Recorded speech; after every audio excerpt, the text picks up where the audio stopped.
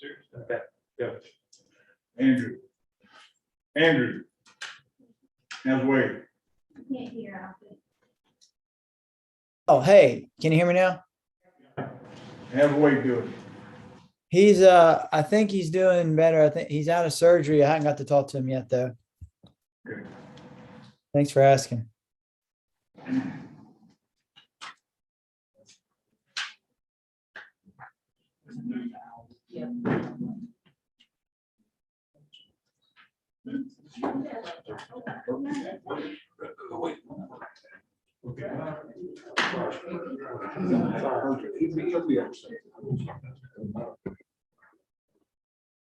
They fire up that microphone. Yeah, fire it up. I don't think it's on that. Yeah.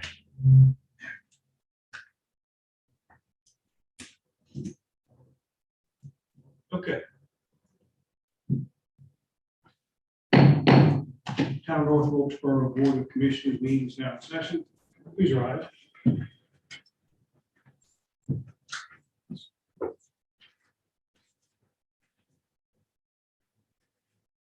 God of peace, we invite you to preside over this meeting. Even if we have different opinions, give us unity of spirit. Help us to each listen politely as others share their points of view. Help us to work as a unified team in combining ideas for a great outcome. Help us to work as a whole rather than individuals trying to promote their own agendas. May we have a spirit of camaraderie in this room and work together on our shared mission. We ask in your son, Jesus' name, amen. Amen. Please turn toward the flag. Chief Thornberry, if you lead us in the pledge. Allegiance to the flag of the United States of America, and to the republic for which stands one nation, under God, indivisible, with liberty and justice for all. Thank you. Please be seated.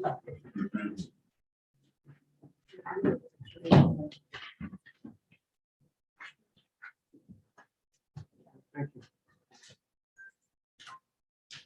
Are there any changes, additions, or deletions to the agenda? No, sir, no changes to the agenda, but we did put a couple of supplemental items on the desk related to agenda items, including the resolution regarding item H. So just if you have a moment during the course of the meeting, please give that a quick read before we get to that item.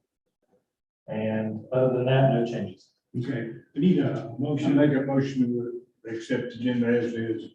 Thank you, Mr. Church. So need a second? All those in favor? Aye. All those opposed, motion carries. This is a general public comment period. We have 5 minutes. We have one person signed up, Mr. Frazier. Yes. Yeah, you can, wherever's comfortable for you, if you want to speak from there or come up to the podium or have a seat in the front row. I can talk right here. That's fine. Go right ahead. Yeah. Do I need to stand up? No, no. Okay. I'm having real problems with putting this homeless shelter in the location that it's in. I know it's up to the authorities to put it wherever they see fit. But there's, first of all, I'm born and raised here in out here all my life. And I take a lot of pride in our town. I feel like that our county and our city can do better as far as a place to put these homeless or let them live or whatever they do. The location, I have property that adjoins it, of course. And I've been very, very, very familiar with it. My father's, his places were right there in that intersection for many, many years. Now, I took a drive around through it twice. There's 14 direct traffic lanes coming straight into this intersection. 14. That don't count Carolina Mirrors to, that don't count the Banks to access Don't count the body shop on right down there. I don't have anything against the homeless. I love them. I even had two in my warehouse for the last several months, about 6, 7 months. The government has made several tries to find out who are they that encompass the homeless. According to their numbers, a large percentage of them are alcohol. A large percentage of them are drugs. A large percentage of that entire thing is also people with mental problems. And then there's a section that have just had a hard time in life and been taken advantage of. Now, I feel like we owe these people more than what that place will bring. And like I said, I've been familiar with that location all my life. My father had a business there for 50, 60 years. I feel like with all this traffic from so many locations and so many lanes, direct lanes, I don't think there's another access area in all of Wilkes County that has as many lines of traffic coming directly into this intersection. I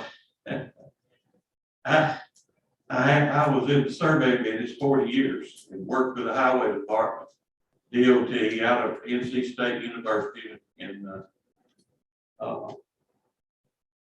I'm pretty familiar with traffic, and I helped lay out I-40. I helped lay out Interstate 77, large parts of US 52 in Winston.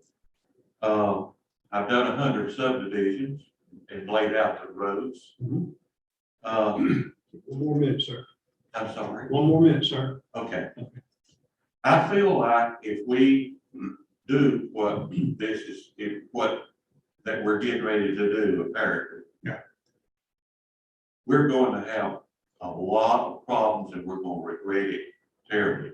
The police department's going to have all kinds of problems with it. Yes, sir. And people are going to die there in these wrecks. And I feel for them. I wish I could do something. If I could do something, I would make sure that we put them in a place where they could be happy. They don't even have a yard there. It's just not the right location, and it's a dangerous location, and I'm through it. Thank you, Mr. Fraser. We can't get into a back and forth, but I'm gonna ask you one question. Are you aware of the lawsuit that was? Yes, I am, but I was in the cancer doctor's office when it was that day. This meeting's recorded, so everything you've said, we have a copy of. This has been recorded, so That's right. if you're gonna be around tomorrow or after the meeting, we'll get you up to speed. Okay. Okay, thank you very much. Thank you for your attention. Yes, sir. God bless you all. Yes, sir, thank you. Lord knows we need you. Yes, sir. Thank you. Want to make sure that everyone who's participating online, who's interested in speaking, has an opportunity. So if you're watching online and you're interested in participating in the public forum, please virtually raise your hand and we'll acknowledge you.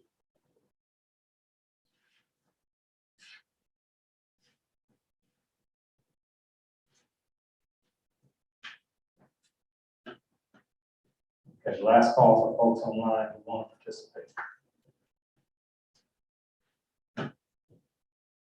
Okay, Mayor, hearing none, I presume we can move forward. Okay, thank you, Mr. Trooper. There are 3 items for key business: the meeting minutes, update of the meeting calendar, and acceptance of the grant for the mural. Assume everybody had a chance to go through that in the packets. Any comments or discussion? Got one quick question for Wilson on the mural. Wilson, what do we need to do beyond this to further the progression with the mural project? Do we need to put that on another agenda or? Yes, sir. There's actually a couple of additional ministerial steps that we're going to have to take at our coming meetings that are required by the state as a condition of the grant that they're giving us. One of which is a code of ethics. And I thought that the retreat might be a good place to discuss the content of the code of ethics. And then Connie and I are actually looking into today whether we need to have the contract signed with the vendor by the grant deadline, which is the end of February. So we'll work studiously on that and make sure if we're required to have that contract signed by the end of the month, that we have it signed by the end of the month. The good news is that you all have already chosen the contract you want to work with, so it's just a matter of outlining the terms of our agreement with them. But yes, sir, there are a few more steps we have to take. Yeah, I want to make sure we keep that moving and don't drop the ball on it, because I mean, we could potentially have that project up and going, before the concert season this summer, and that'd be really nice. Yes, sir. Anything else? We need a motion, then we accept items A, B, and C. I make a motion that we accept items A, B, and C. I'll second. In a second, all those in favor? Aye. We need a roll call vote. Yes, sir, we need a roll call. Mr. Palmer. Aye. Mr. Church. Aye. Mr. Hall. Ms. Day. Aye. Mr. Parsons. Aye. Motion carries. Mr. Hooper, do you have anything to report? Yes, sir. I've got two reports I'd like to give. One on the progress of the Speedway Project and another on an update on the pandemic. So I'll start with the pandemic.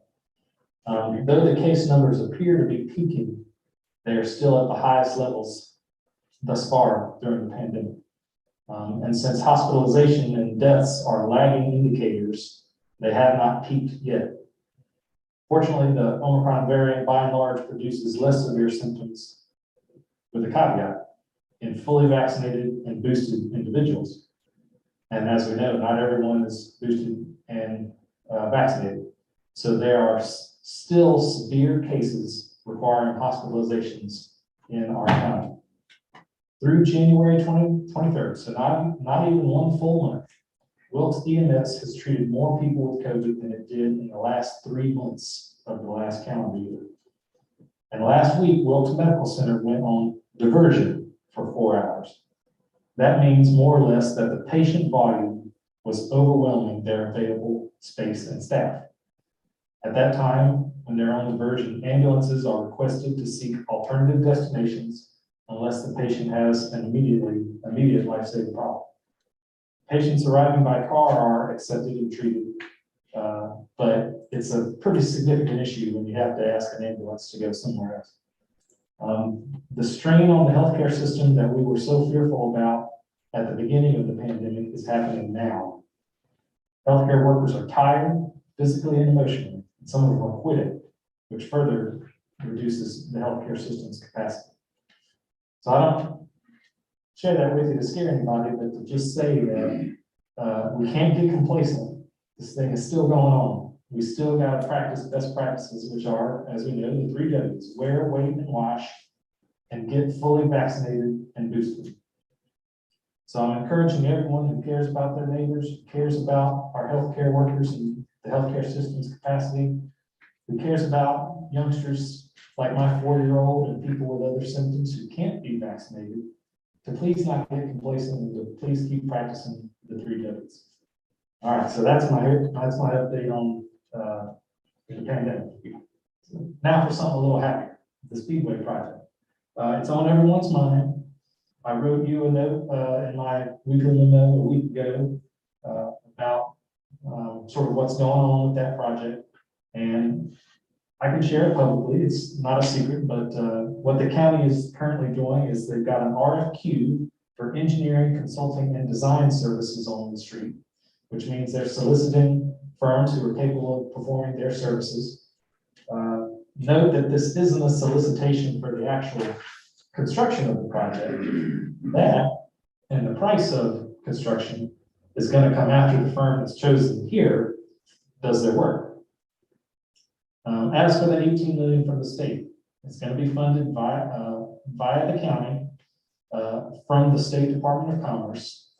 And what I think is likely to happen is that the Department of Commerce, will assign a grant manager to work with the county and with SMI to determine what expenses are eligible for the public dollars and what aren't.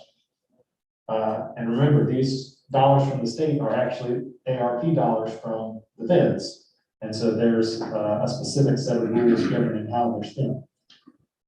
So we're just waiting to hear from the state to see if indeed that's the path that they're going to take. But no matter how this plays out, this is certainly an exciting and promising time. And our common goal should be to get the Speedway open and back to productive use. And I think that everyone's focused on that common goal. So that's the update I have. And I'll pause for any questions or comments. Mr. Mayor, I have a comment, just a reflection of something that we might want to consider. Possibility of running sewer and water to the Speedway, of course, is on the table. You know, we all know that. You know, I, as being a commissioner for North Wilkesboro, would always promote North Wilkesboro's ability to do both, just because of the fact that the area that we run water would also benefit a lot of citizens in the county and could help with our economic development in the future. That being said, one of the things that I think we need to look at and reflect, and at the pleasure of the board, I have a motion that I will make at such time. But as in order, based on our current ordinances and regulations, anything that is outside of our corporate limits, in order to attach to our facilities, whether it be water or sewer, and you know, there's a pretty healthy price cost-wise. There's also a structured pricing scale that is I would like for us to potentially look at in the future.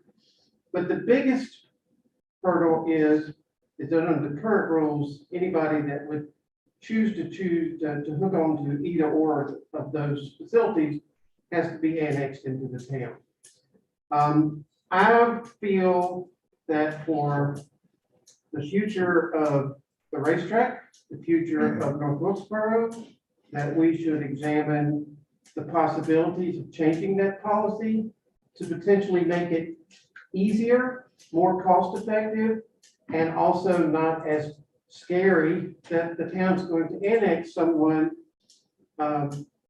You know, because I look at the enterprise fund, which is what our water and sewer is, as a separate business with that North Wilkesboro has. And to me, gaining customers within reason, you know, there has to be rules, but within reason, gaining customers, I don't see as a bad idea. And I still believe that any infrastructure that we can take, whether it's water and sewer or sewer by itself, any infrastructure that we can grow that is also of use to citizens in our county helps everything else grow out there. And so I just think it makes good economic development sense to look at that policy and make it easier for people to be part of. Yes, sir, you're right. I agree. Hey, Michael, question. If they hook on to water, they don't have to be indexed. If they do sewer, they have to be, right? Oh, yeah, the policy, if I'm not mistaken, the policy says either or. Either or. Sewer. Yeah. I think it's sewer. That's If you- incorrect. I I think just asked, I wasn't sure. No, I think the way the policy reads, just that even if there was water and not sewer, you had to be annexed, and then the other way around. The He was here, you're here, he is, he got, he got, he likes there, he don't do it, he did not. Well, I'll say, Okay. Well, I mean, you were here, I think. yeah, I was here. Yeah. I mean, I just think for potential, because I mean, you know, I just, to me, and I mean, this could help in all of the directions. I mean, it's not just the Speedway project. I mean, to me, Yeah. it has potential of building customer base. You know, because currently our ETJ, we have people in the ETJ that might consider hooking to water and sewer because it's in close proximity, But they don't. but they don't want to be annexed. Right, Yeah. And Michael's right. I think it's, but let's, here's the hypothetical. And let's just say that all we're doing for the Speedway is the sewer, okay? Because that really makes the most, I mean, the sewer definitely sounds like our project because of our proximity to the Speedway. Based on the policy that we currently have, my understanding is that for us to do the sewer, the Speedway, in theory, would need to be annexed into the town, and there's no way that they're going to agree to that. So we would have to change the policy regardless. So, like I said, I have a motion that I'll make if the board will entertain it, to get this ball rolling, because it is a process. It's not something that can happen in a short period of time, but it's gotta be examined and all the I's dotted and T's crossed. So I agree with you, Michael. It's Yeah. good potential, a lot of base we can pick up customers. Not that, I was one, I had one, I did. I was. You want, everybody else want to do away with it, just you. I did. Yeah, there was some discussion that there was people going down towards the Speedway needed desperately their septics were failing. So that could also maybe be a possibility Well, I that talked, we could convert a community into water and ease that burden. The town, Michael's right, the town does need to be easier to conduct business with, to be simpler. And, you know, if you're gonna water, then they have to be annexed, it's just too much too soon for a lot of people, and I certainly have empathy for that.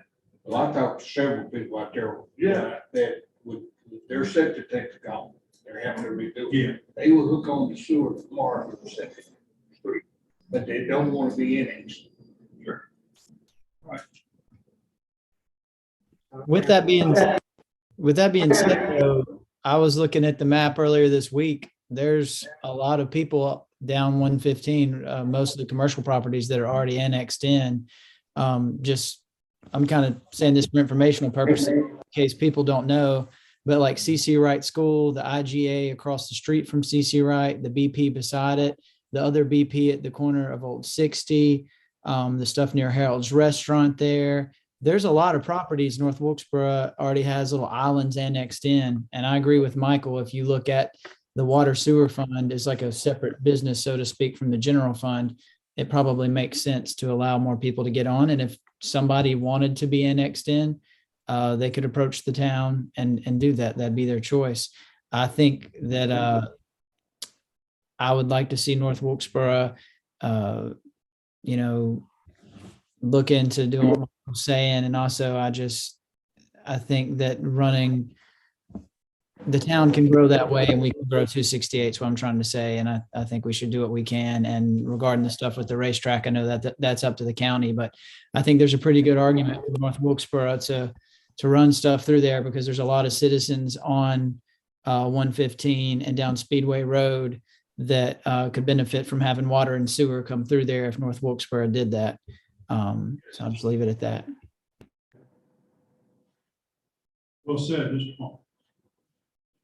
Anyone else? Any further discussion or comments on this matter? Mayor, I'd like to make one comment. So on the little bit of reading I've done on this so far, what I've discovered is that the case law gives us pretty wide latitude to set whatever terms we want to people outside our jurisdiction who we voluntarily offer our utilities to. But the one sort of criteria that the case law requires is that we treat everyone similarly. Yeah. So we can't have one use a sweetheart deal and then overcharge someone else. You can't, yes, Dusty, right. If you're ready, Mr. Mayor, I'll be happy to make my motion. Yes, sir, please go ahead, Mr. Parsons. I make a motion to instruct staff to investigate necessary changes to town code and corresponding internal practices to accommodate the provision of utility services to the North Wilkesboro Speedway and surrounding vicinity, and to analyze the economic benefits of the Highway 115 Speedway Road corridors of providing water service along said corridors. Thank you, Mr. Parsons. Do I have a second? I second. All right, well, I'll have to do a poll. Mr. Palmer, Ms. Yeah. Church. Ms. Day, Yes. Parsons. All right. Motion carries.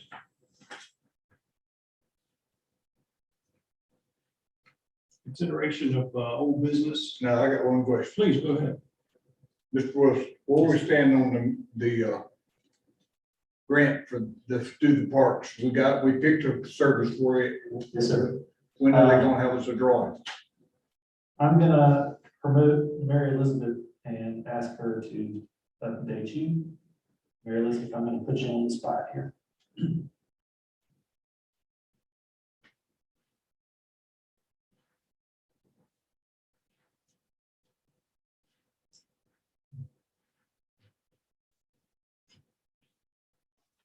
Okay, can you hear me? Yes, you can. Okay, so currently with the Smoot Park grant, we're using the first round of funding, basically to, we used the first round of funding to contract with a consultant group to produce the park plans and designs and host the public engagement events. And all of that will go to supplement our actual grant application for the actual construction and renovation of the park.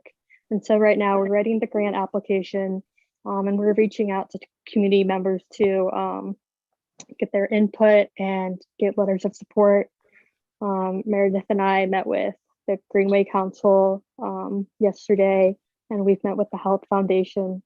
So if you happen to be a part of an organization that you think would like to write a letter of support supporting the project, please let me know.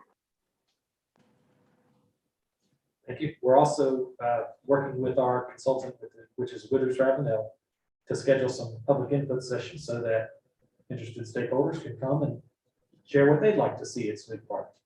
And they'll incorporate that into the plan they are developing. That'll be ready at the end of February.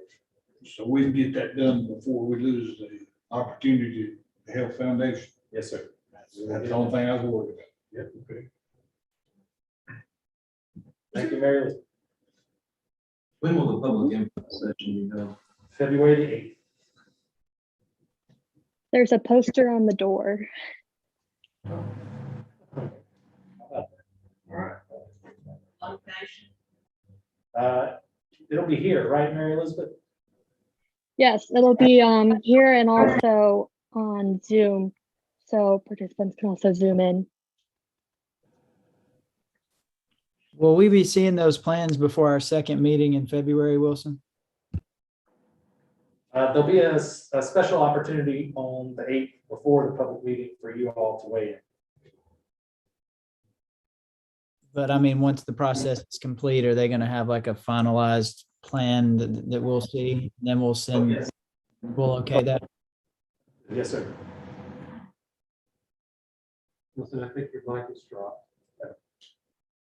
Yes, sir. Andrew, we will bring it back to you before the deadline for you to approve. Thank you. Anyone else?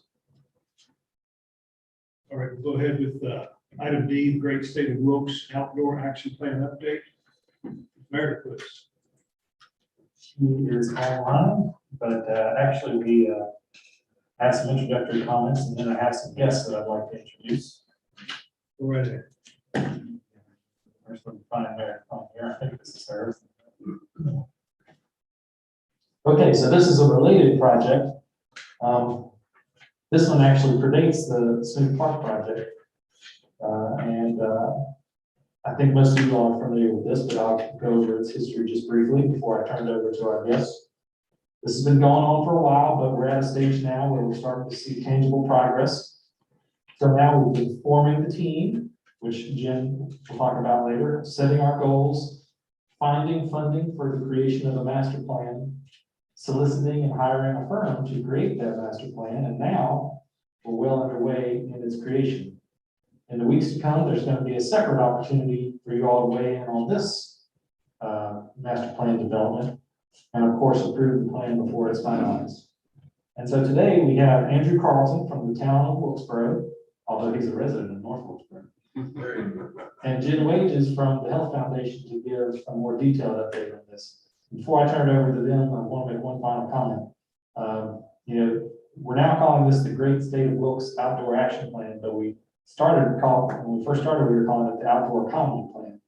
And that's because we have such a great opportunity to leverage our recreational assets to create commerce. And, most of the time when people think about the commerce that's created by recreation, they think about, stays in hotels and money at restaurants. But I think there's something even bigger than that this effort can create. If done well, this is the kind of thing that will make us an attractive community for business relocations. Companies that have a certain culture, but are priced out of places like Austin and Boulder and Seattle, and maybe even now places like Asheville, will want to come locate here because we have the outdoor lifestyle they're looking for. So I'm going to pull up this PowerPoint and then turn it over to Andrew and Jen and ask them to give an update on this project. Thank you.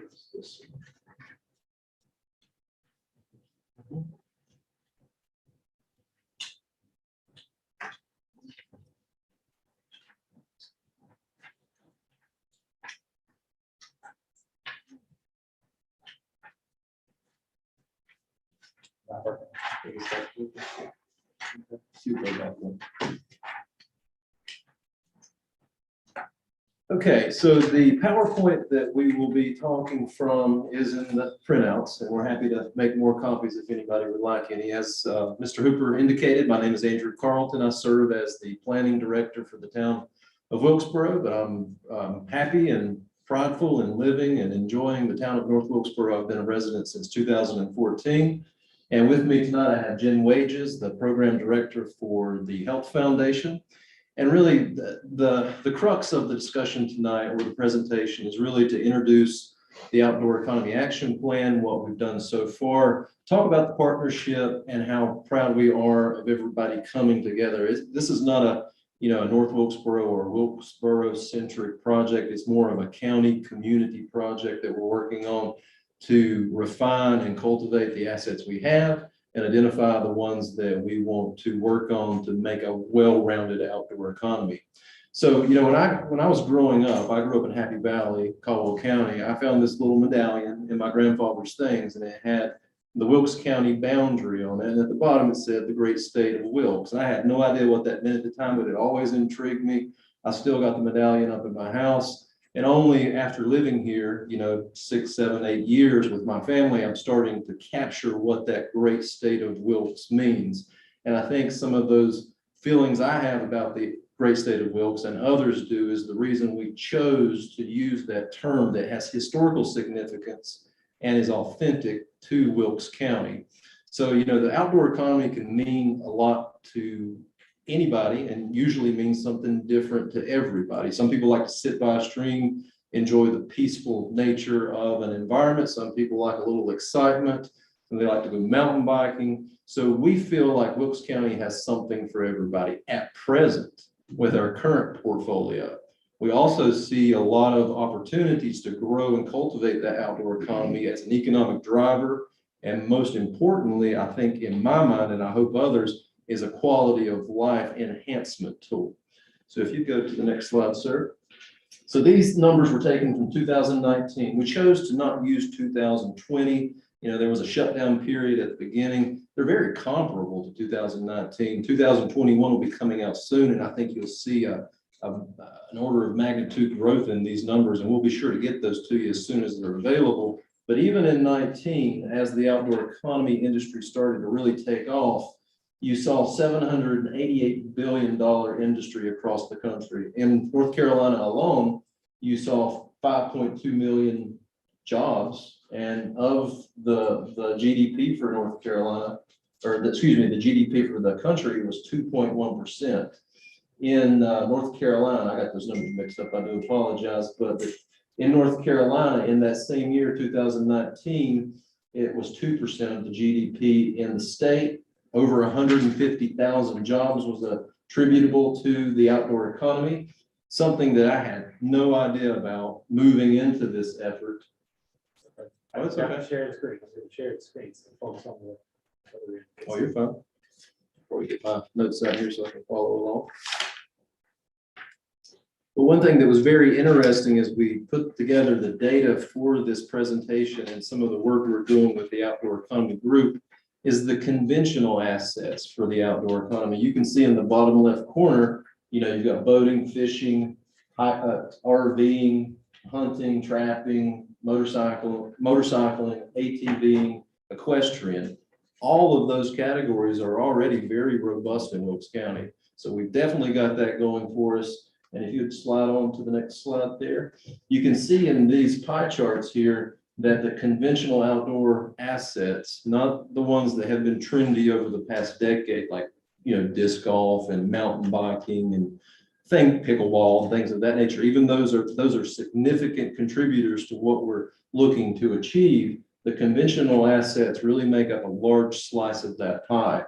And when Jen and I put together the request for qualifications for this project, we talked internally with the working group about the emphasis that we should put on the downtowns and 2 boroughs. So, you know, when you go to a community to visit their outdoor economy, you want a hub, you want a cultural base where you go and rest, refuel with food and beverage, maybe pick an Airbnb or a hotel. You want that hub of convenience before you go out into the community to enjoy those assets. So we think the downtown revitalization that both towns have had success with and will hopefully continue success with is a big part of this outdoor economy. This brush is a very wide brush when it comes to what we are terming the outdoor economy. Next slide, please. So, you know, the state budget really emphasizes the people of North Carolina and the elected officials that represent them, their focus and their attention to what the outdoor economy can provide to us from an economic standpoint and a quality of life standpoint. The new budget that was just passed for the next 2 years has a significant part geared towards the outdoor economy industry. You've got an outdoor recreation industry action plan that's looking to grow existing businesses and recruit new businesses into the state. Next slide, please. And then you've got the focus on increasing access to these outdoor assets by providing monies for new and existing public lands, state and local parks, greenways, game lands, and other public lands. And then this one, in my mind, is very important for us here locally with, you know, the young folks, cultivating and growing the talent pool to service that outdoor economy from a hospitality standpoint or any of these businesses that have tentacles in that outdoor economy. You know, the state is going to focus on how we as communities make our talent pool better, get them educated so they can be, you know, the greeters to the visitors and the folks considering to come to our outdoor economy here in Wilkes. And another big important part of this action plan, obviously with the Health Foundation being part, is the healthy living component, accessibility, active living, being outside for your physical and mental well-being. That's a big part of this. So next slide, please.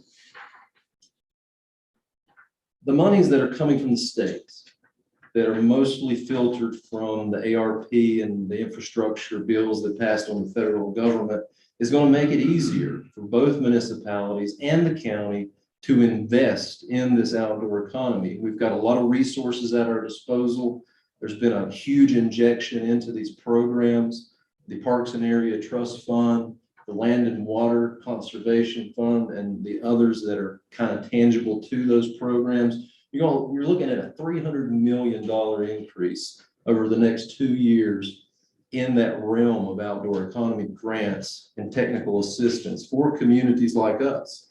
And, you know, you can look at the Parks and Area Recreation Trust Fund. You're looking at a $90 million increase over their $30 million base budget. You know, that's used for greenways, land acquisition, playgrounds, anything related to the actual infrastructure of recreation. And then you've got the Land and Water Fund that's going to receive $115 million in addition to their $26 million base budget. So that's stuff like stream restoration, riparian, ecological enhancements that, you know, give our citizens a place to go and enjoy the outdoors. And I thought this one was notable too, and I didn't realize it until I ran across it in a study. Rendezvous Mountain is going to shift from the Department of Ag to the state parks. So that's a win for us as far as the attention and resources the state will give to Rendezvous Mountain. Next, please.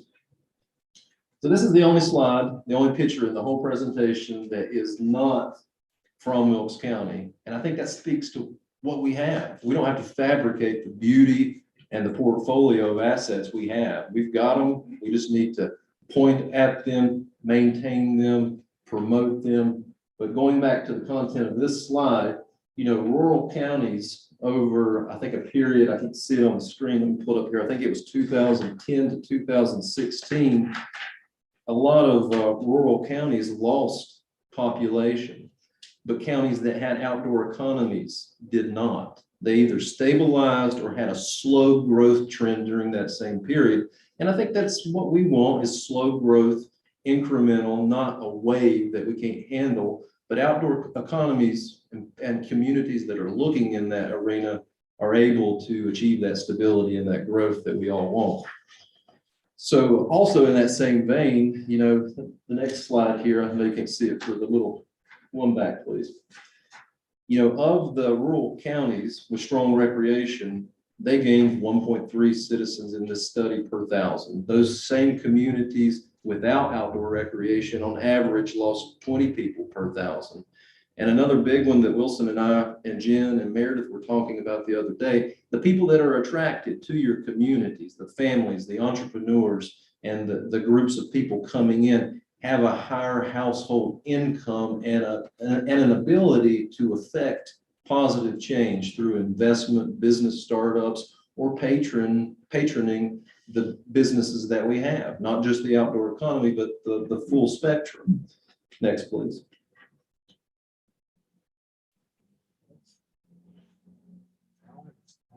You're locked up too. There we go. So, you know, we've been dealing with COVID for quite some time, but we have saw a catalyst with the pandemic in terms of people wanting to use the outdoor rec amenities that we provide in the county and nationwide. People want to get outside for their mental and physical well-being. So I think that trend is here to stay, and it's going to continue to grow. And it would be nice if we as a Wilkes County community got out in front of it and took advantage of it. Next, please. So with that, I'm going to turn it over to Jen Wages with the Health Foundation Program Director. She's going to talk more about the details of the partnership group that we're really proud of, and we're very appreciative that all the communities and all the groups here in the county have great representation. So with that, I'll turn it over to Jen.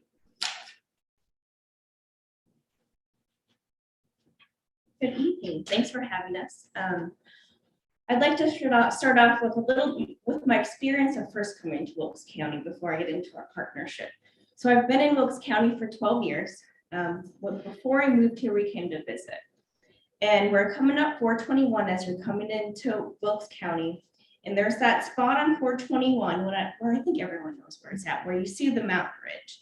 And when I saw that, you know, my shoulders dropped a little bit and I had this sense of just that we were home. And so that brought me to Wilkes County. The outdoors is really important to me and my family. We love outdoor rec. We like to hike, we like the lakes. And so this is really important to me. One of my new favorite things that just happened in North Wilkesboro is the Euclid Avenue Trail. I think it's such a gem to have that in town. I mean, it seems like you're in a different place, but you're in town. So thanks for having us tonight. I am really excited to talk about our partnership that is spearheading this event. It really started in 2019. We went to a conference, an outdoor economy conference. There was a lot of people from cross sector. Gosh, I think we had about 10 people there. And it really inspired us to know that outdoor recreation is just really this catalyst and is a powerful tool for place-based economic development and to create a healthy and thriving community. When we came back, we got together, there's passion there. We developed an MOU together, so a Memorandum of Understanding. I think at that point, my boss, Heather Murphy, came here and talked to you guys about the MOU and the outdoor economy a little bit. So our intent of this group is really threefold. So we're looking at, and it's been talked about, the benefits and the health of our community, of our residents here, looking at bringing visitors in boosting tourism, and then bringing those families and individuals and new businesses here. So this slide shows our different partners in our outdoor economy work group. I'm grateful and thankful for everyone to be part of this, and I want to thank you all for being part of it, and for Meredith and Wilson taking part in this work group that we have. Because I think what we realize is that one of us can't do this alone. It takes all of us working together to create this plan, but also to implement the plan together. The last on the slide is Destination by Design. They're the consulting group that we're using. They're out of Boone, North Carolina. And so they are helping to create our outdoor action plan. Go to the next slide. This is a plug for the Outdoor Economy Conference. This was kind of the catalyst to our initiative, and it's happening again in April. Our group is really interested in continuing our education, learning what we can, and bringing it back to our community so we can grow our initiative even more. So again, Destination by Design is working with our Outdoor Economy work group, and we are developing this Great State of Wilkes Outdoor Action Plan. And this has really been a community-driven process, and so there's been some stakeholder and community engagement throughout the process together. But what we're going to come up with at the end of this is really a 15-year roadmap together as a community. So all of these different partners working together, setting priorities together, and working through that plan as we move forward. The next slide.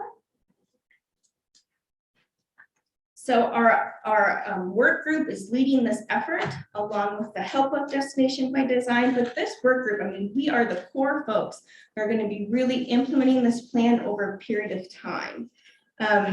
What's really cool about this, so at the end of our planning session, which will be within 2022, we're going to have a document in our hands.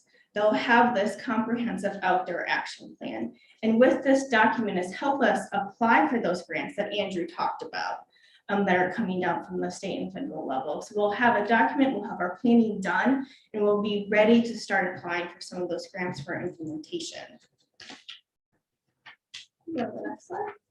So I'm going to talk a little bit about what we've done already, kind of where we're at in the process right now, and then moving forward, what that looks like.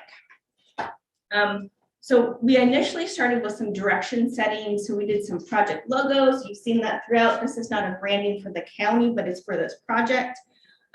We created a promotional video that we'll show you at the end here to really just show us the intent of the project. And then our consulting group, they looked at our asset maps, our current plans here in the county and our towns to really get the lay of the land. The next part was our community engagement. And our consultants will say that this is one of the projects that they've done the most community engagement in. And I'm really proud of that because that means that we talk to key stakeholders and community members. I know I connected them with a community advocate up at Skyview Village. They're talking with people in the town here.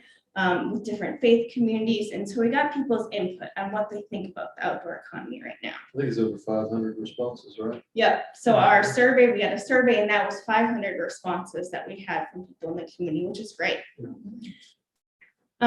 So currently what we're doing is we're in the plan development phase. And so throughout this phase, our consultants have taken what they've learned from stakeholders and community members. They've been in contact with the towns and the counties throughout the plan development, and they're working on that right now.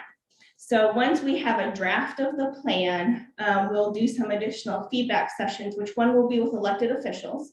And we're looking at the end of March for that one. So look for an invitation to come and give feedback and learn about the draft of the plan.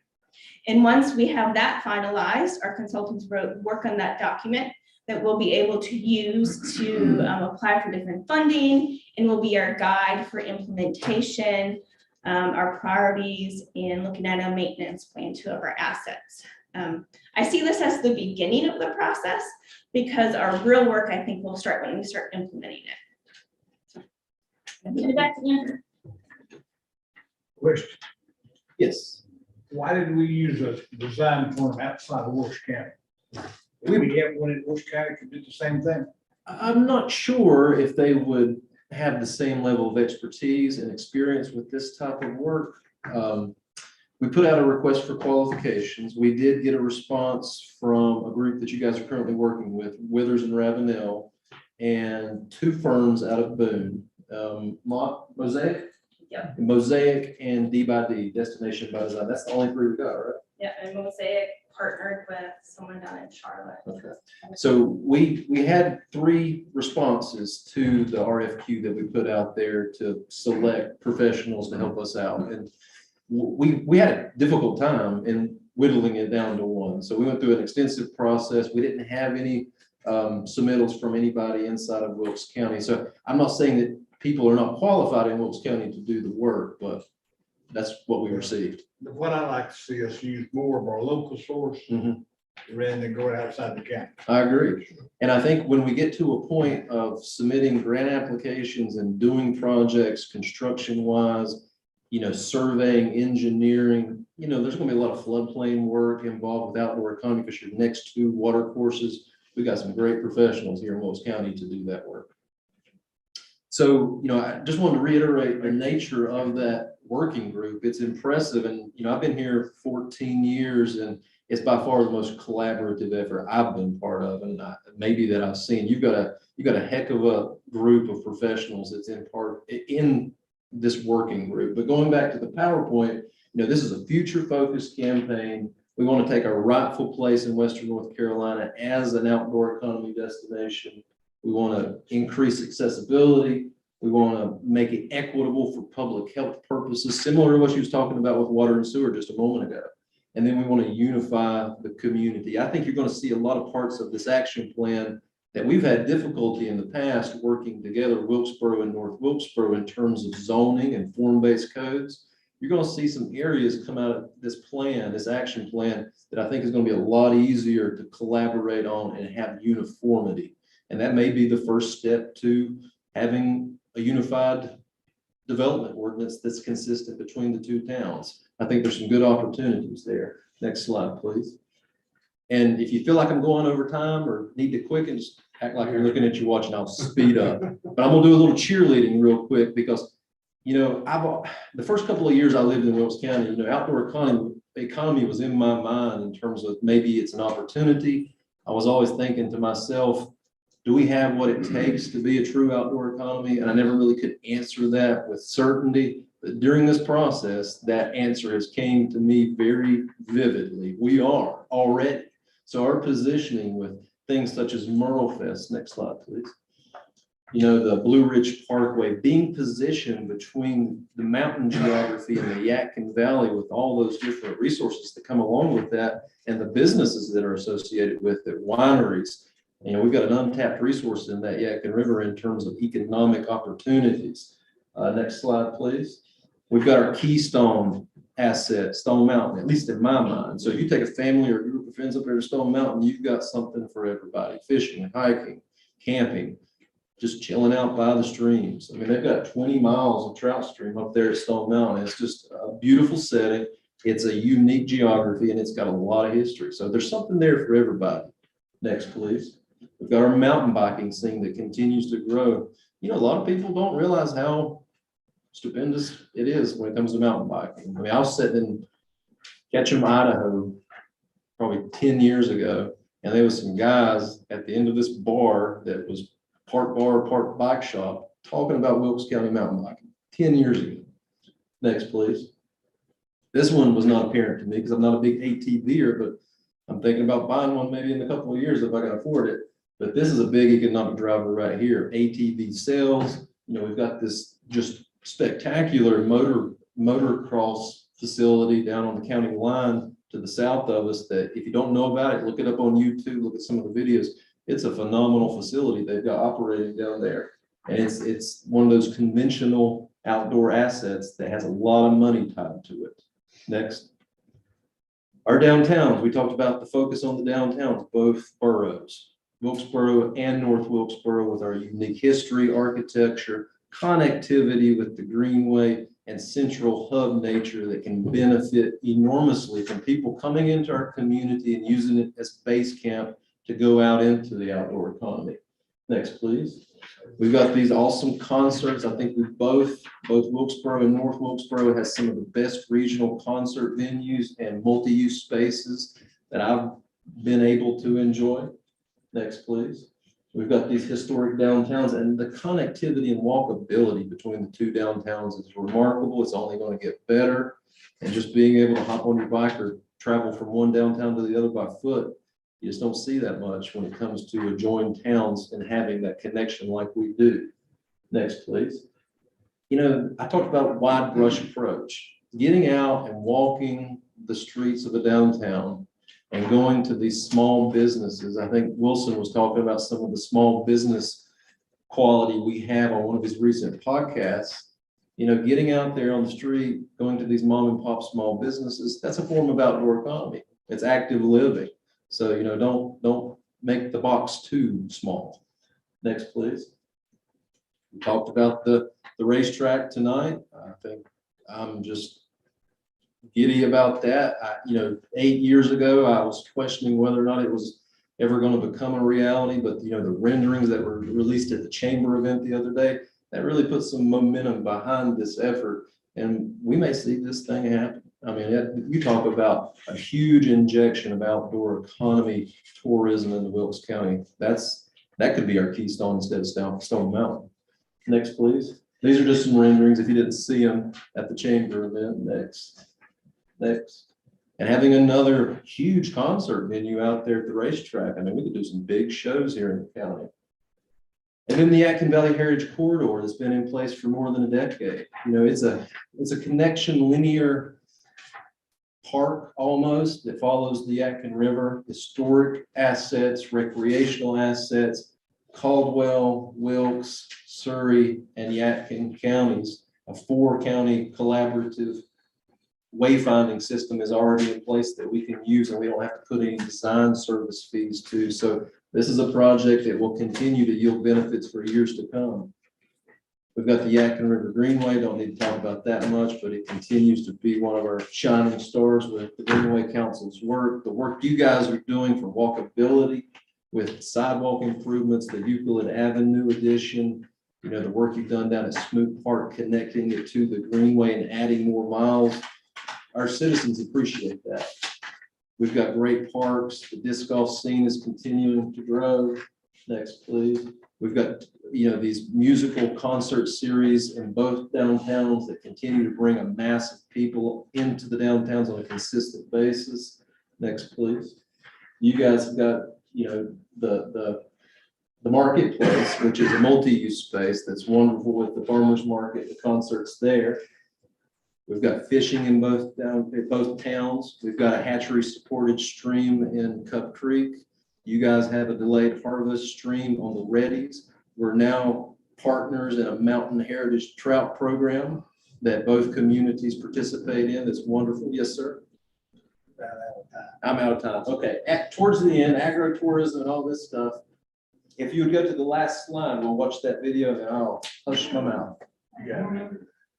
But it's an exciting time, and you know, if we think about all our assets, we're positioned well, and we've got a lot to work with. And we do appreciate the opportunity to come and speak with you. If you'll just click on that blue hyperlink, it should pop right up. I think you just click on it. You might do a right click and open. And if you guys are, you know, sparing on time, we can just send you a link and you can watch it some other time. We'll send it to you. Yeah. But it's a great video. Good. Yep. Thank you. I really appreciate it. We appreciate being here. And if you have any questions, we're going to follow up and continue to work with Meredith and Wilson. And once those 2021 data sets come out, we're working on a data sheet that we'll get back to you and we'll send you a link on the video. Thank you very much. Any comments or questions from the board? Yeah, questions. All right, so as he alluded to, you'll be hearing from us again on this in the future, seeking your input on some of the concepts in the plan. And so be on the lookout for that. Very good. We'll go ahead and move ahead then to item D, changes to zoning code to accommodate multifamily development. All right, yeah, yes, sir. I've got a few introductory comments on this. So what we've discovered in our research, and I'm going to have to promote Meredith here in a minute, is that every town has a different approach. And that you got to tailor your own approach to match your local conditions and match the tolerance of the various factors of the governing board. So I think we've established in our previous discussions about this what our local conditions demand, and that is a less restrictive system. But now we want to focus in on your tolerance for various options. So Meredith's going to go over a few options in a minute to try to evaluate that. But you made it clear that your wish is to not require a site plan to rezone, so we can do that. But now we need to know two more things. First, how comfortable you are delegating the review of individual proposals, and how much public input you wish to have on individual proposals. On individual zoning proposals, multifamily zoning proposals. And so Debbie's got a sort of visual that I put together for my own self, but I thought might be helpful to explain what I mean. Debbie, if you'll hand that out. So if you think of zoning as a spectrum, and one end of the spectrum, you've got a board which requires input on everything. And on the other end of the spectrum, we've got anything goes. We're closer to the control over everything. And I think we want to be closer to anything goes, but we don't want to be anything. We want to have some reasonable things. And so what Meredith and I are going to try to do over these next few sessions is sort of find out where you want to be along that spectrum and put together an option that, a tailor-made option that sort of accomplishes that. So let me pull her up here.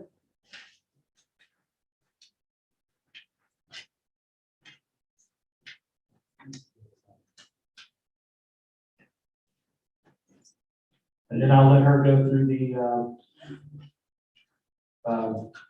staff report that's attached to your agenda.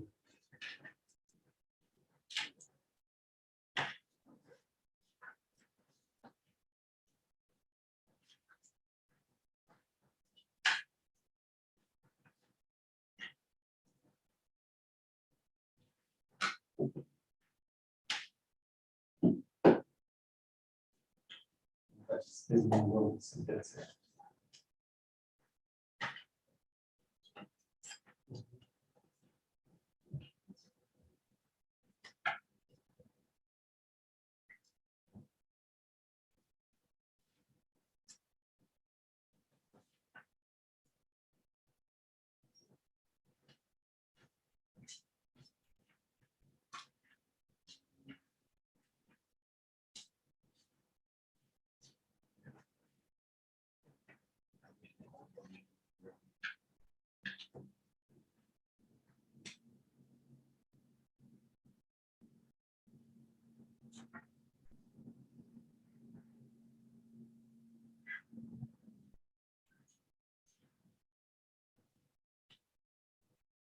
Oh, she's going to try to log off and log back on.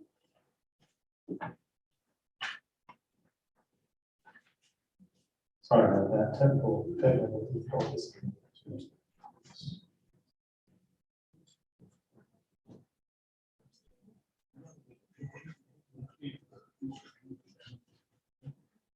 He's the tourism. Tourism. Oh, TDA. Good guy, Tom. I thought he worked for you. Yeah. Or Thomas is, with it. Thomas is actually going to be my guest on my next podcast next week. So keep an eye out for that.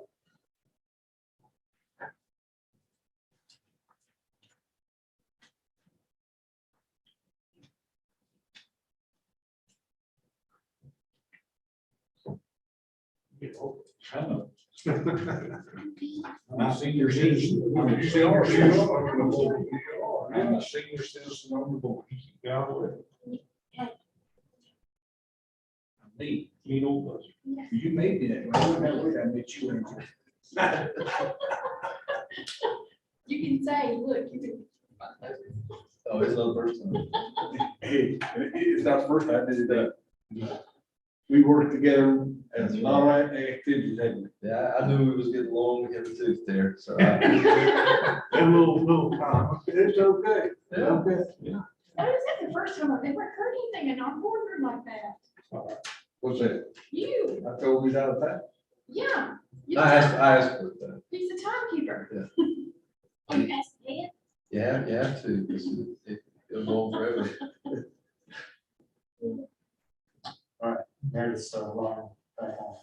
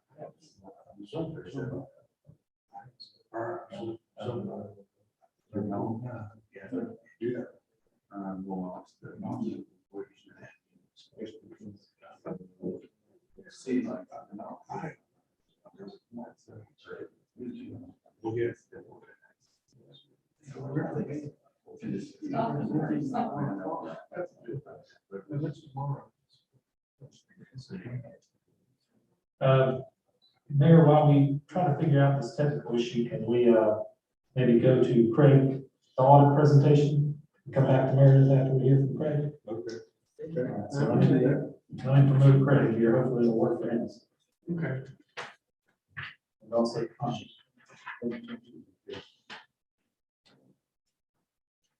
Thank you again, guys. Yeah, thanks, guys. Oh, happy to be here. Good job.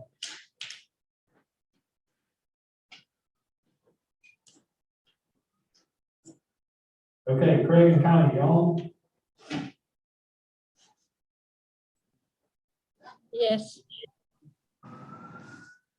Craig, you there? Yep. Yeah, Okay. finally. Yeah. We're having some technical difficulties with the other item on our agenda, so we're gonna skip to your item. And so, I know that everyone's gotten a briefing from Craig already today, but just for the edification of our viewers, Craig is our external auditor from Gibson and Company out of Winston-Salem.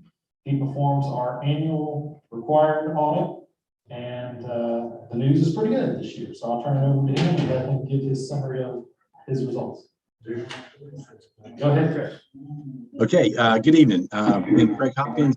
Thanks for having me for the meeting tonight. And just like to go over a few items on the financial statements at 6/30/2021. And just to give you kind of a brief overview, we did audit the financial statements of the town of North Wilkesboro at June 30, 2021. And we gave the unmodified opinion, the clean opinion on the audit. And we stated in the audit report, based on our audit, the financial statements present fairly in all material respects. the financial position of the town of North Wilkesboro at June 30, 2021. And that's the clean opinion, like I said before. And that's really where you want to be. And additionally, on page 3 of the audit, we do testing on compliance due to the fact that y'all received over $100,000 worth of federal and state grants this year. And just want to point out that those procedures also were clean. We didn't have any kind of issue with compliance. So it was just a very good start, for the town of North Wilkesboro. Additionally, I'd just like to point out your fund balance, available fund balance.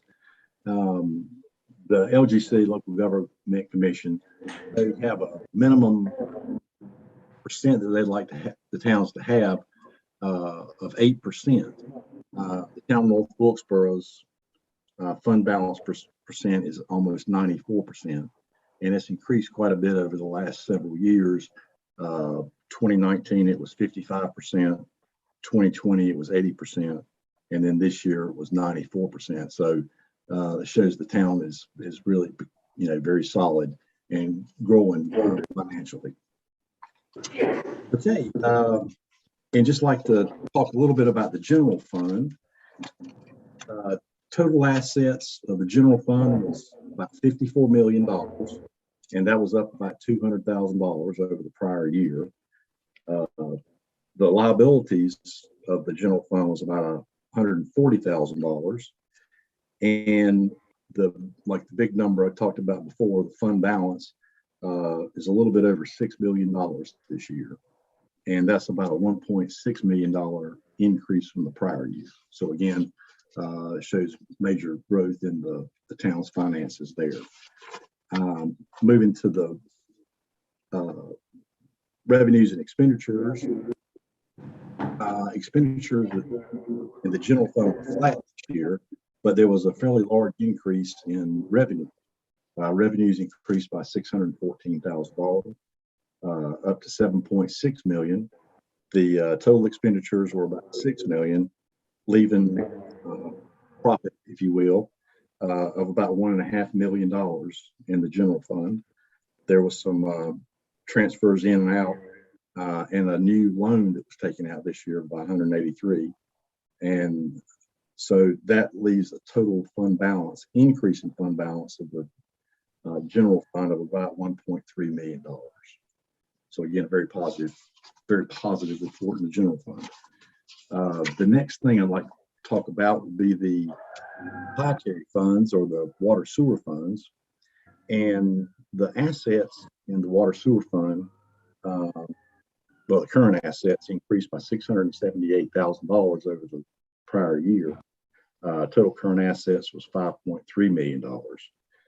Capital assets increased to $15,950,000. Your total current liabilities in the general, the water sewer fund was $912,000. Total liabilities was $1.7 million.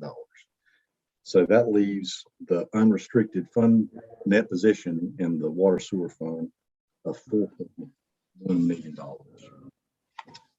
And just one more quick thing about the proprietary fund, again, the water sewer fund, revenues and expenditures. The revenues were about $2.9 million. The total operating expenses were $2.6, leaving an operating income of $307,000. Last year was $178,000, so you had a $128,000 increase in operating income this year. You had received a capital contribution of about $250,000, $250,000. So your total change in net position increased was $596,000. And one other thing I'd like to point out about the water sewer fund, we have what's called a cash flow statement, and there's a pretty big number, in my opinion, on it. That the net cash provided by operating activities was $1.1 million. And that means the operations of the water sewer fund increased the cash in the water sewer fund of about $1.1 million. So again, that's a very positive positive sign for the water sewer department in the town.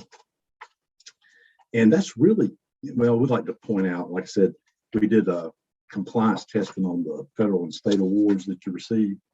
And just to tell you what we found, which we found nothing, the results of our test disclosed no instances of non-compliance or other matters that need to be required to be reported. So again, that was a very clean, a clean set of books. And just like to thank Wilson and Connie for their assistance with the audit and preparation thereof. So, and if y'all have any questions, be more than happy to answer anything.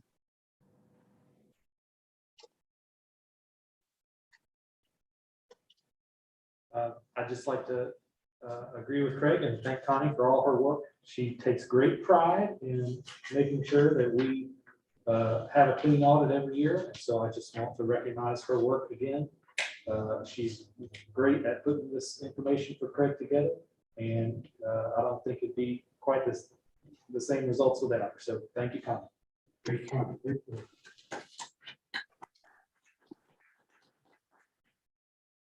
She helps us put ours out timely every year. All right, so if there's no other questions or comments on this, Craig, many thanks for sticking with us. Have a good evening. And thank y'all, and y'all take care. Thank you very much. Bye. You, Mr. Hooper? Yes, sir. Let's hope that we can get Meredith on this time. All right, Meredith, I'm going to try again here.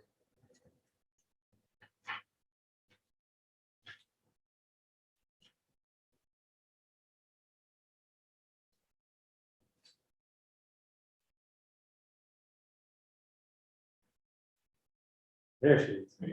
Sorry about that. I was logged in as the manager. Good evening. Okay, so I'm going to jump right into your agenda packet. You've got a staff report, and I've given you a lot of different options here. Essentially, I kind of gave you a list to choose from just to start brainstorming. I section these out by either a commercial property or a residentially zoned property if you were to want to essentially turn that into a multifamily property. So, of course, the spectrum that Wilson created was wonderful. It kind of shows you a good range. So we've got, of course, permitted by right, which is a staff review only. You wouldn't have any kind of oversight as the board, and there wouldn't really be any public comments. But what you would do is you would set up the zoning ordinance to have a very, set up exactly how you want to see apartments built within town. So you wouldn't see individual projects, but you would see the overall grand scheme of them. We've got permitted with supplemental standards. That's similar to what we have now. We actually allow apartments and townhomes to be built in R20, which is in our ETJ mostly. And those are permitted with the supplemental standards, which are actually included with your agenda packet. And that's where it's still a staff review, but essentially we're going to have a lot of conditions attached to them. Of course, our current way of approving apartment complexes is a rezoning, a conditional district, which means you have to have a site plan, you have to have plans all pulled together. And this option is a public input. Item C is just a regular rezoning. So there wouldn't be any site plan associated with the rezoning, but you would still have individual sites reviewed by the board and the public.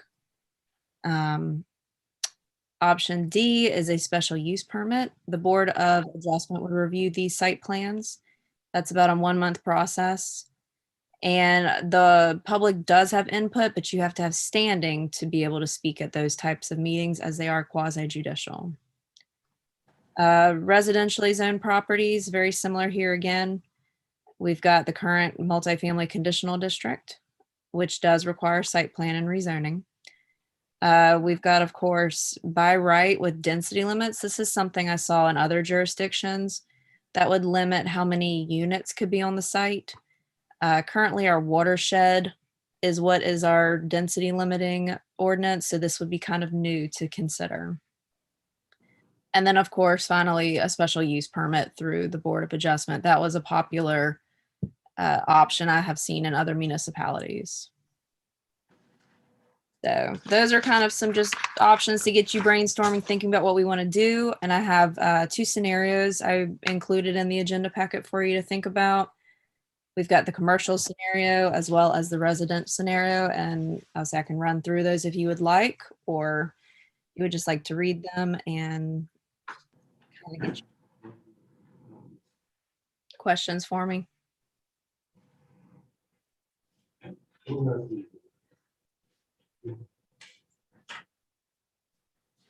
Meredith, Yes. can you hear me?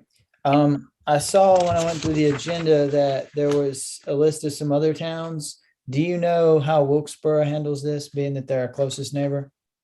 Yes. So for tonight's purposes, I only included municipalities that had a combo approach.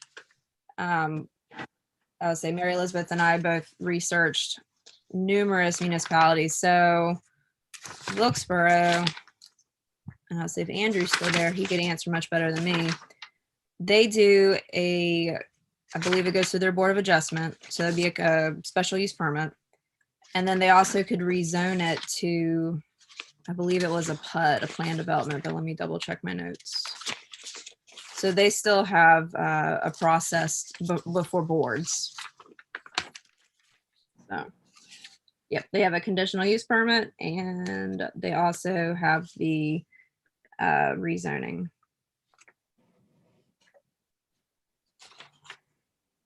Thanks. I personally like the permitted with supplemental standards staff review. And Meredith, the scenario 1 that you presented in the agenda packet is exactly kind of what I was thinking, because the only time that I see multifamily being a real issue with citizens is when it abuts or is adjacent to our R6, R10 districts. And to permit that without their ability to weigh in on the matter, I think is a disservice to the residents of those residential communities. So I feel that so long as we are not creating supplemental standards that are overly burdensome, that it is still promoting and encouraging development on in the general business, highway business, and overlay districts, that I think that would be a strong way to look at going. I agree with Michael. So like you say, B for residential zone properties. Well, what I was saying is in the B with the supplemental standards, if you read through Meredith's scenario A, where basically if there's no adjacent residential districts like an R6 or an R10, it just happens. They just apply for the permits, if you look here in her scenario B, she has the supplemental standards. There's some things in there that, if we can tweak those, but it would basically allow permitted by right, so long as they meet standards. But again, I don't want the standards to be overly burdensome. Restricted, yeah. But I do feel like we owe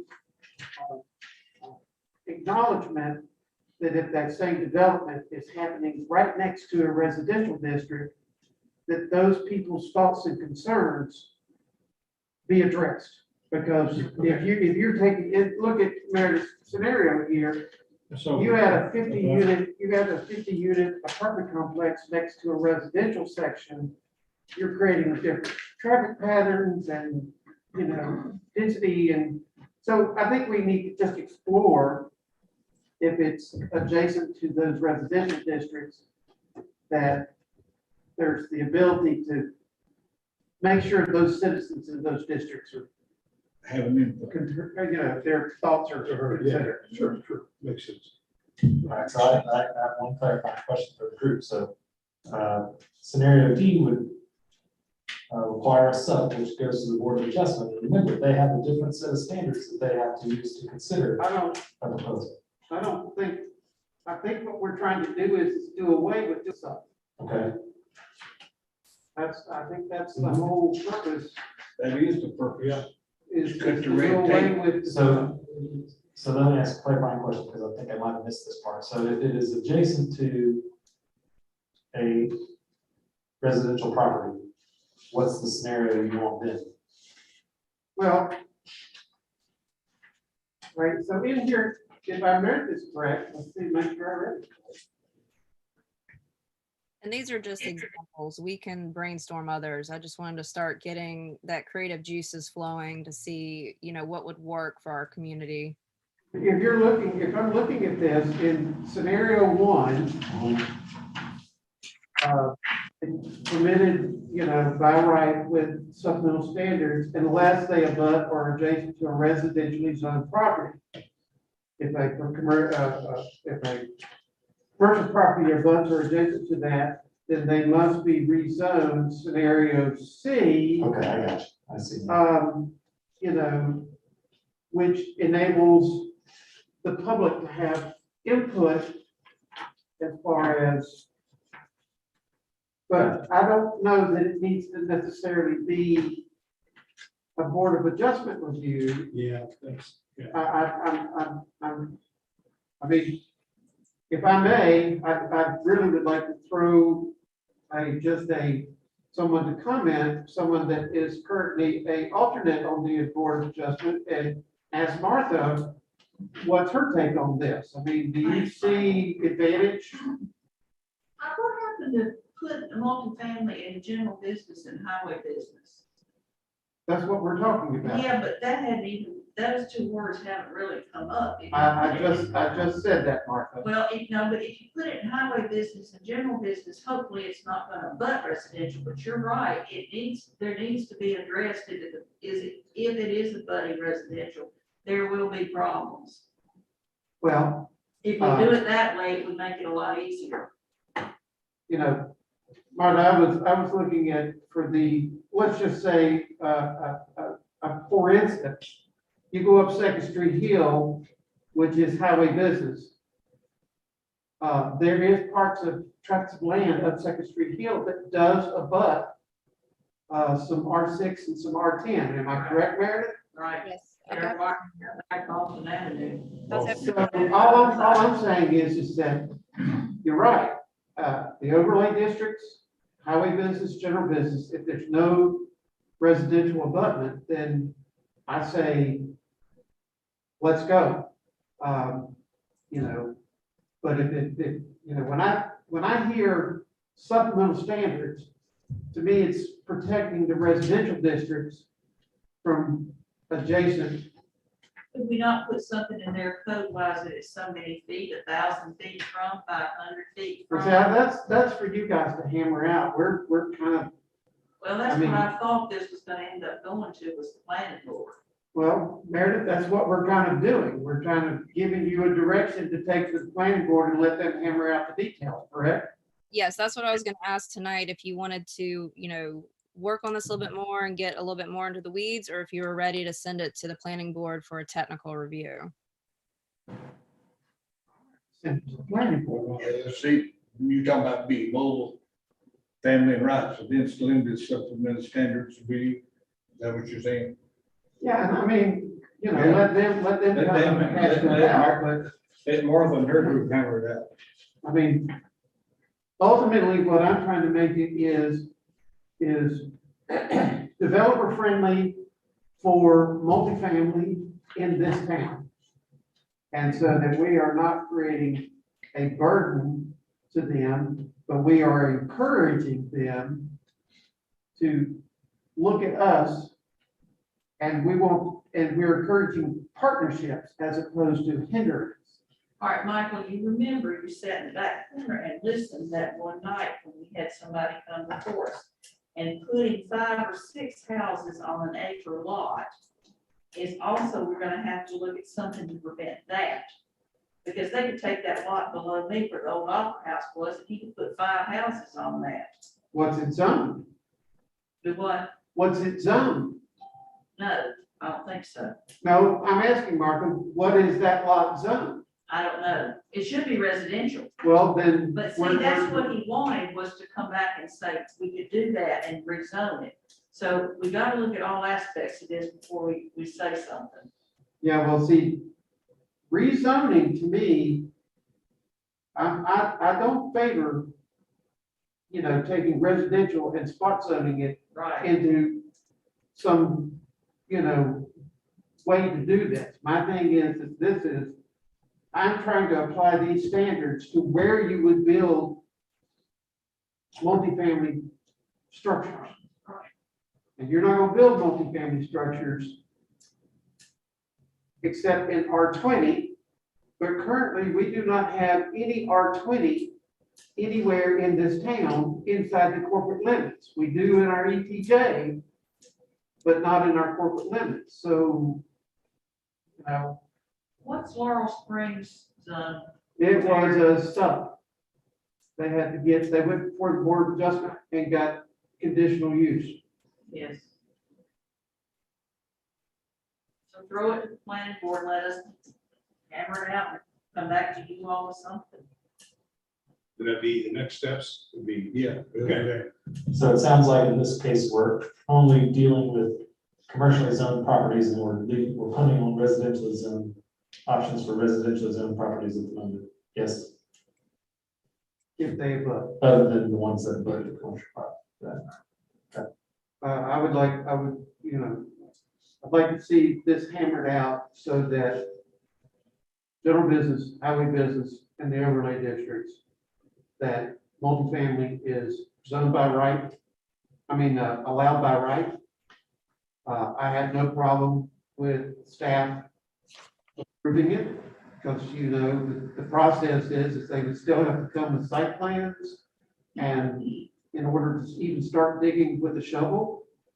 But, the thing is the developer could come to town, see a piece of property, and purchase a piece of property, and then if it doesn't abut any of the residential districts, if they basically can come and see Meredith and present their plans, get a permit, and start digging a hole. Right. Like it. I like it. I like it. You're right, Michael, that's what I would do. So we're all clear then? Yes. Meredith? That sounds You good. good, Meredith? Yep.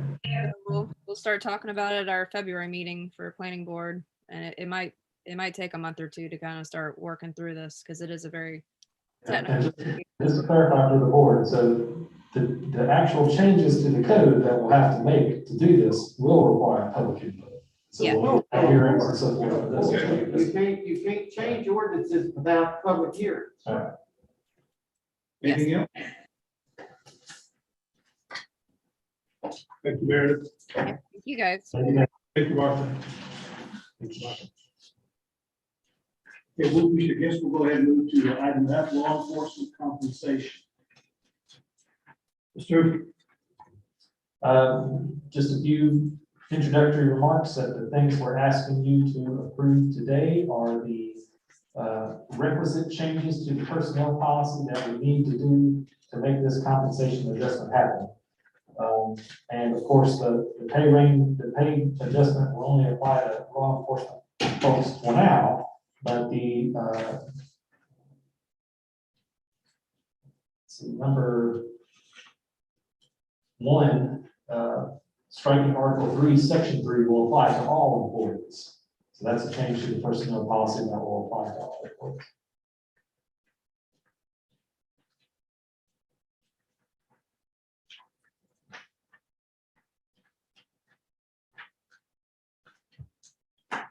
Those are my. Yeah, because those were.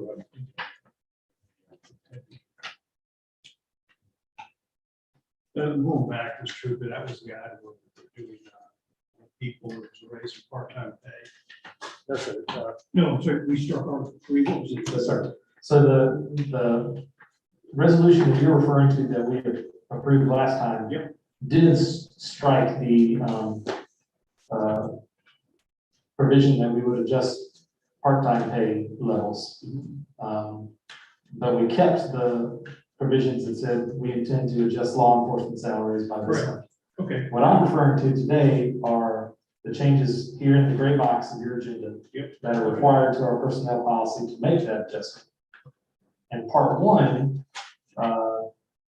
which is all new employees shall now be hired at the hiring rate for their classification, applies to everyone, not just law enforcement. So even though that's necessary to make the law enforcement adjustment happen, it benefits all new employees.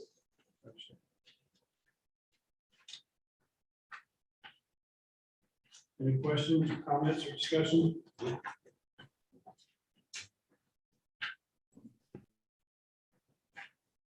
There being none, I need a motion to approve. of the Wilson? law. Yes, sir. Does this have to be multiple motions, or can this all be made in one motion I think we could say approve items 1, 2, 3, 4. all together? Yes, sir.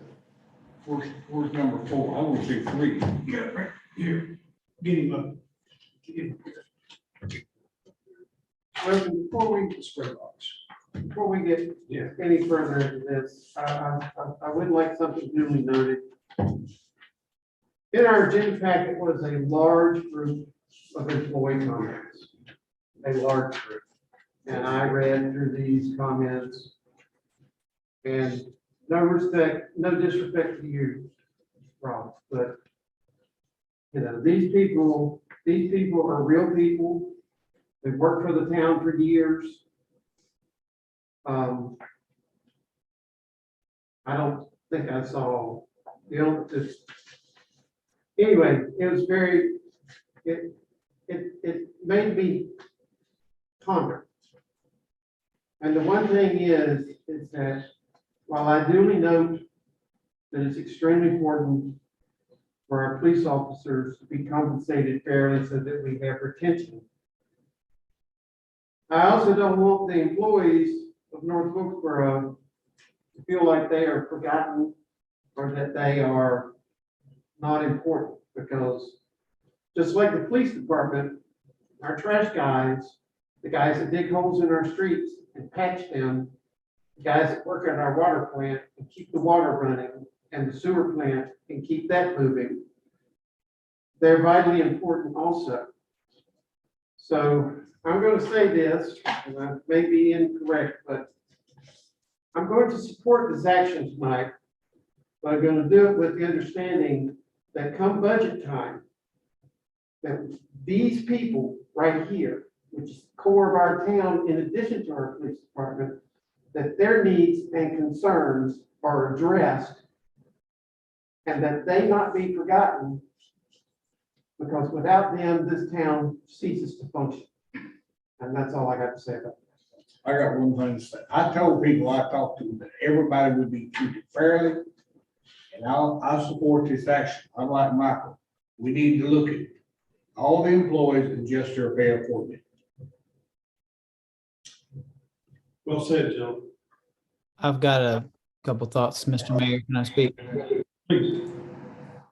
When I came on the board back in 2019, one of the first issues that I was made aware of with the town was with Chief Rankin at the time, was his concern about what has been going on with the police department, and about how he felt that he was having a hard time to keep positions filled, and it was causing recruitment and retainment issues with police officers. And he brought, facts and data to show that led me to believe that was true. Chief Thornburg's been doing the same thing. I just want to say that, it's been about a year ago that I started saying that I thought we needed to do something about this issue. To me, this is a retainment and recruitment issue. And had any other department came, whether it was the police department or somebody else, I would have advocated that we fix a problem that we had. I think a separate issue that was brought up, and we've talked about it, I've said it at the past meetings, but in the staff comments, was, we need to make sure that we're fairly compensating and competitive with neighboring municipalities with all our positions townwide. And I want to see us do that. I don't know if we need a motion to instruct Wilson to do like an internal study or survey, but whatever it is, I'm willing to do it tonight to get that moving. But to me, we had a specific issue with the police department where they were not able to fill positions. And at one time, I think they told us they had 7 people out. That doesn't allow them to carry out plans that they may need to do for traffic and other things. It also puts them in a position of maybe having to hire people that normally they might have passed on. And I'm not saying that's happened, but I'm just saying they're not in a good situation. So that's why we're addressing it. But I do appreciate all the employees at the town, and I want to see them all treated fairly. I've talked to a couple of you in conversations and made an analogy that I use fast food. I've always heard that Chick-fil-A really takes good care of their employees, and that's what I want to see North Wilkesboro be like, is taking care of their employees and looking out for them, and not like some of the other establishments like Burger King that I've heard do not. I know that's funny, but I don't know. Do we need to can we make a motion or give direction to Wilson to? May I say something? Before we make a motion, I would like to read just a few. I have 4 different pieces that came out of the employee packet. I'd like to read and put it on the record. I think it's important to know what's happening with the employees and how they're feeling. Go ahead. And so number 1, and this is directly from Michael's, hold that up, Michael, from the book for the town employees express themselves. Their first statement. Our department handles more tasks and responsibility than any other towns do that have many more than just 4 workers in the same field that we work in. Just in our neighboring town of Wilkesboro, there are 10 to 12 workers who fill the same job titles that our 4 men do. Second statement. All town employees are on call at moment's notice for water, sewer, leaks, snow removal, storm damage, all for the convenience and the safety of our town. All town employees are like a big family and will help anybody that needs a hand. Number 3, in fairness to all town employees, I feel that the pay scale for each department should be carefully reviewed by the Board of Commissioners. And number 4, I have been offered other jobs where I would be making more money and have the same benefits. But I have made friendships over the years, and we have a good team that works together, but we just do not feel appreciated. And I think we need to make us as commissioners to realize the reality of what people outside of the police department and our employees are taking on as well. And no offense to the police department. I think they do a wonderful job. I will absolutely support all of their continue to raise their salaries. I am very proud of our law enforcement and our chief and the men who work in that department. It is certainly nothing to degrade them at all. But we need to look at the other folks who do the other jobs and work just as hard as many of us as everybody. Anyone else? Yeah, that just reemphasizes what I said. We need to evaluate every department and every job and make a conversation.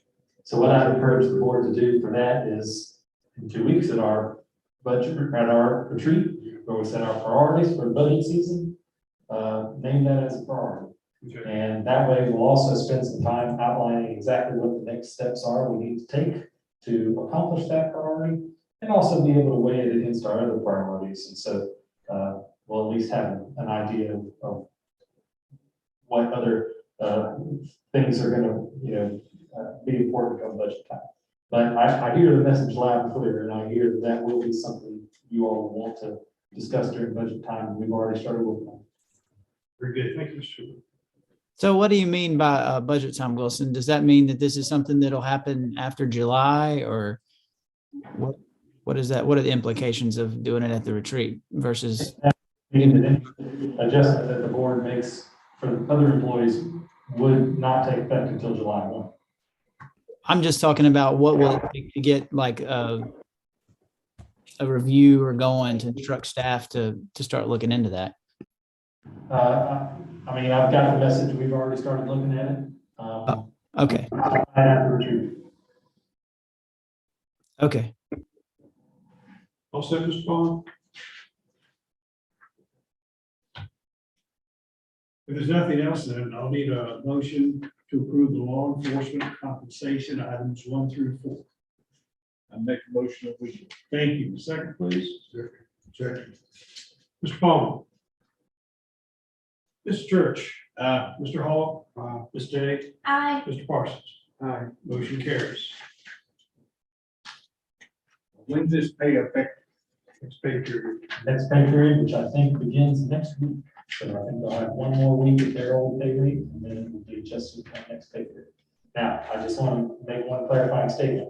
They won't see it on their pay stub for 2 more weeks, because remember, the pay stub is 2 weeks behind. So, if you get any questions from employees, ask them why they haven't seen it a week from now. That's why it's a little bit of a lag. Okay. Okay.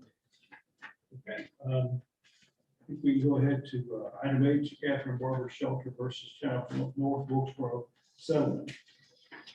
Mr. Johnson, Mr. Hooper. Good evening. We were given a resolution that we prepared following the special meeting from last week, and this is to memorialize the instructions to myself and the other attorneys retained by the liability carrier for the town to implement the settlement agreement with the Catherine Barber Shelter. We'll be working on that over probably the next, I'd say, 2 weeks. It also includes a budget amendment, moving the money from our unrestricted fund balance to the legal department where it will be paid out. Do we need to read this resolution into record? What do you think, Danny? This don't, do resolution yet. No. No. We just need to vote on it. We'll post it online so that it will be public. Yes, Mr. Mayor, I make a motion that we accept the resolution between Catherine Barber Shelter, Inc. versus North Wilkesboro and the settlement of $180,000. And I guess we need a separate motion for the amendment adjustment. That'll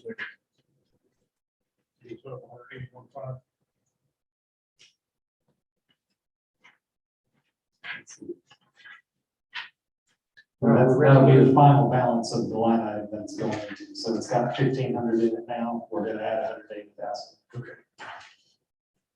We have a motion to have a second. Oh, sorry. Mr. Palmer? Yeah, Mr. Church? Yes. Mr. Hall? Ms. Day? Yes. Mr. Parsons? Aye. Motion carries. Mr. Mayor, I also make a motion that the board approves the budget amendment to move the money from its current account to the appropriate expendable account. Thank you, Mr. Parsons. Have a second? I'll second. Mr. Palmer? yes. Church? Yes. Mr. Hall? Ms. Day? Aye. Mr. Parsons? Aye. Motion carries.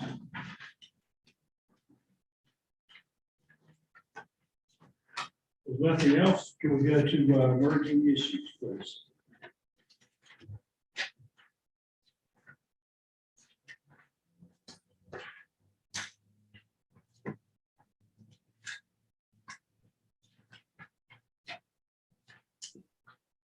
Are we at emerging issues now?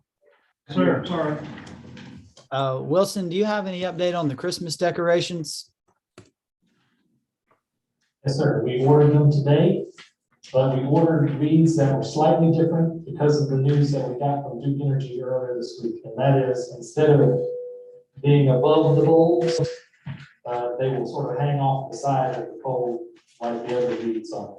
And that was a concession to Duke because they didn't want us to obstruct the bulbs themselves. However, Duke did say that they would be willing to run power to each of those poles. So hopefully by next holiday season, we'll be able to eliminate those weeds. Are they gonna run rods on the metal poles on this end of Ninth, Main Street to hang roofs, or are they gonna have to do it like we've been doing? We're gonna have to do it like we've been doing. And it has, when you buy the feature, it has brackets and so forth that you use to install to the pole.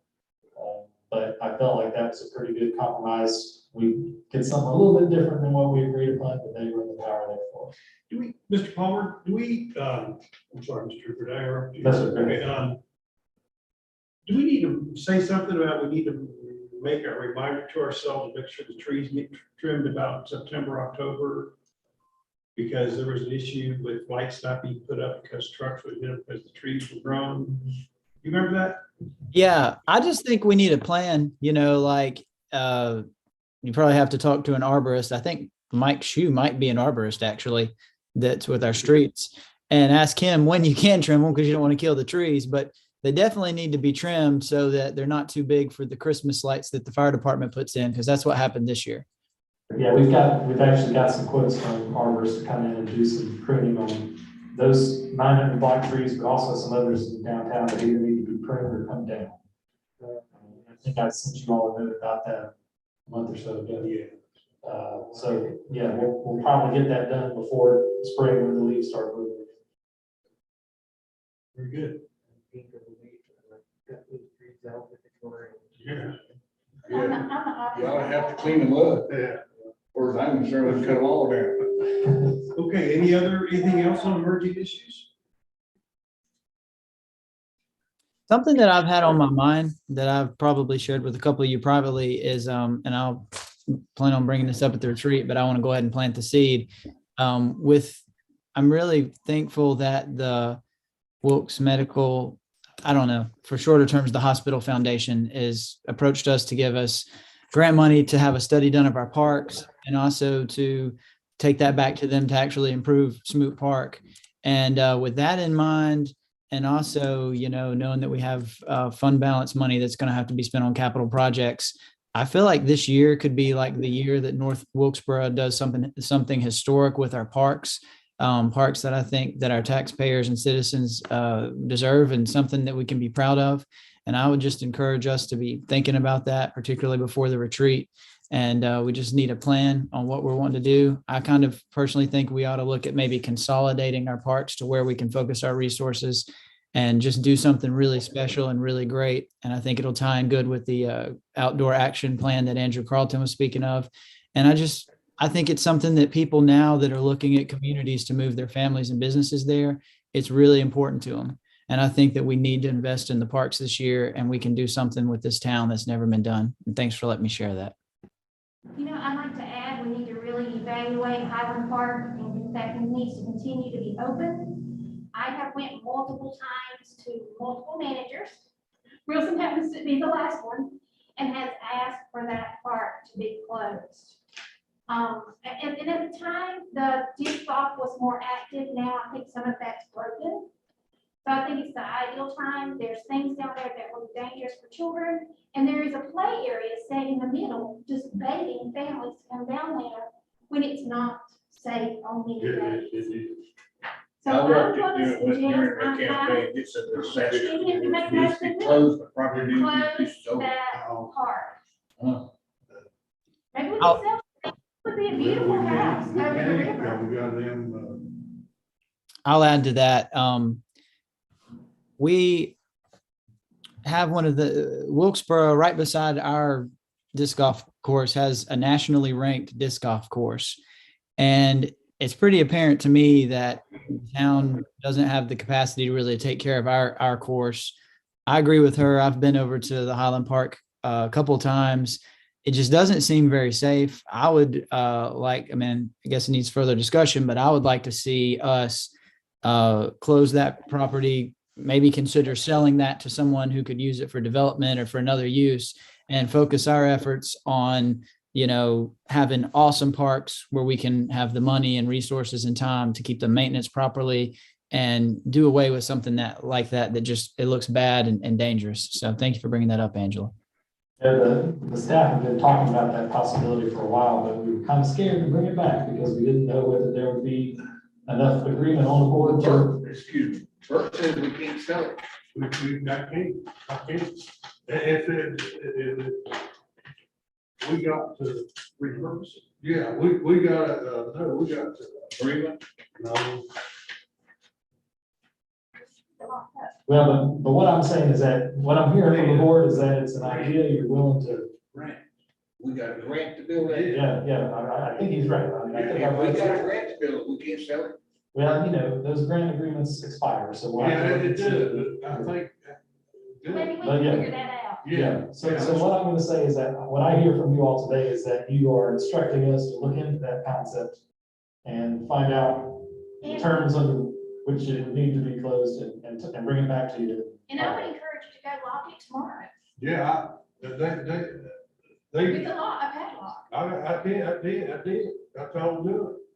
Long time ago, I did. I've been out there. And it's creepy.